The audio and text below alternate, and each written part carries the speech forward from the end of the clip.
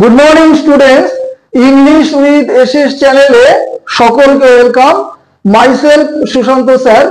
স্টুডেন্টদের রিকোয়েস্টে ইংরেজির ওপর আরেকটি বেসিক ক্লাস নিয়ে আসলাম।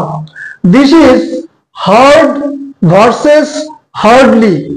অনেকেই রিকোয়েস্ট করেছিল যে এর ওপর ক্লাসটা দেওয়া যায় কিনা, তো ক্লাসটা ধীরে ধীরে ডিসকাশন করব। তো আমার বাঁদিকে হার্ড এবং ডান দিকে হার্ডলি লিখেছি। তো আগে বাঁদিকেরটা ডিসকাশন করি। হার্ড পজিটিভ সেন্সে ইউজ করা হয়। দেখো, it is an adverb of manner. যদি না বোঝো অ্যাডভার্ব অফ ম্যানার, এইভাবে মুখস্থ করো কিভাবে। তাহলে কিভাবে বোঝাতে কোন কোন অ্যাডভার্ব অফ ম্যানার গুলো হয় নিচে যদিও আমি ব্যাখ্যা করে বলেছি। তো আস্তে আস্তে এর বৈশিষ্ট্যগুলো দেখো। It is an adverb of manner বলে দিলাম, পজিটিভ সেন্সে ব্যবহার করা হয়। আর এটা খুব ইম্পর্টেন্ট, এখন যেটা বলছি, it is used after verb. এটি ভার্বের পরে বসে, অর্থাৎ অ্যাডভার্ব অফ ম্যানার ভার্বের পরে ইউজ করা হয়। চারটে এক্সাম্পল দিয়েছি। He works hard for his exam. সে তার পরীক্ষার জন্য কঠোরভাবে পরিশ্রম করে, পজিটিভ সেন্সে। ওয়ার্কস যদি ভার্ব হয়, তারপরে বসেছে হার্ড। পরের এক্সাম্পল, হি সুইমস ওয়েল। সে ভালোভাবে সাঁতার কাটে। কিভাবে সাঁতার কাটে? ভালোভাবে। সুইমস ভার্ব, ওয়েলটা adverb of manner. Next, he can run quickly. সে দ্রুত দৌড়াতে পারে।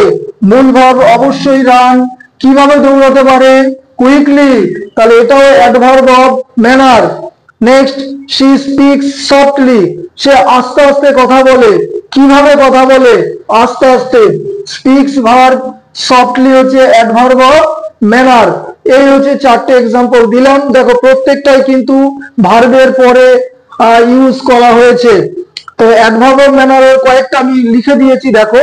Well, quickly, sadly, happily, seriously, softly, boldly, etcetera. প্রত্যেকটা মানে জানো, এই জন্য আর বললাম না।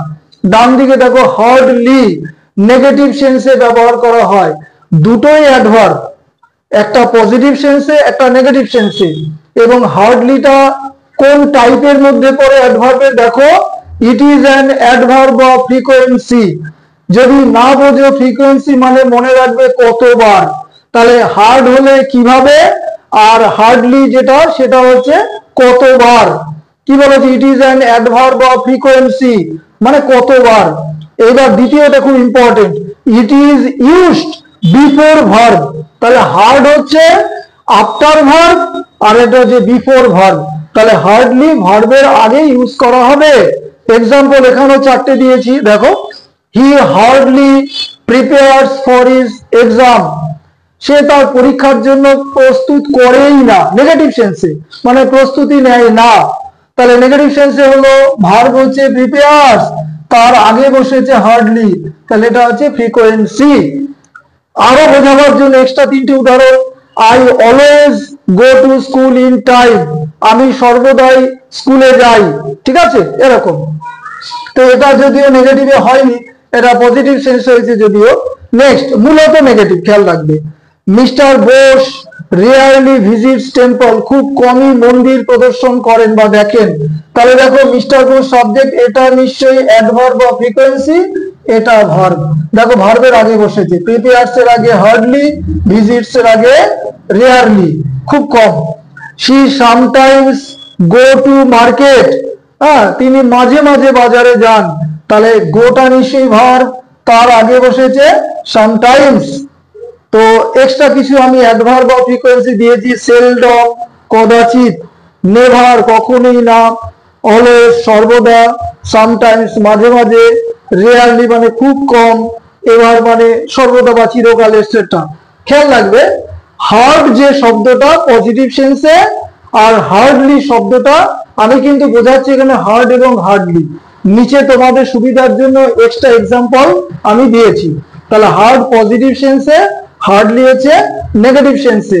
আরেকটা কি, হার্ড বসে হচ্ছে ভার্বের পরে, আর হার্ডলি বসে হচ্ছে ভার্বের আগে। আর একটা করে এক্সাম্পল দেখে নিয়েছো, বাদ বাকিগুলো তোমাদের বোঝার জন্য আমি দিয়েছি। তো বেসিক ক্লাসটা শেষ করলাম, প্রত্যেকের কাছে সাবস্ক্রাইব আশা করি। Have a good day.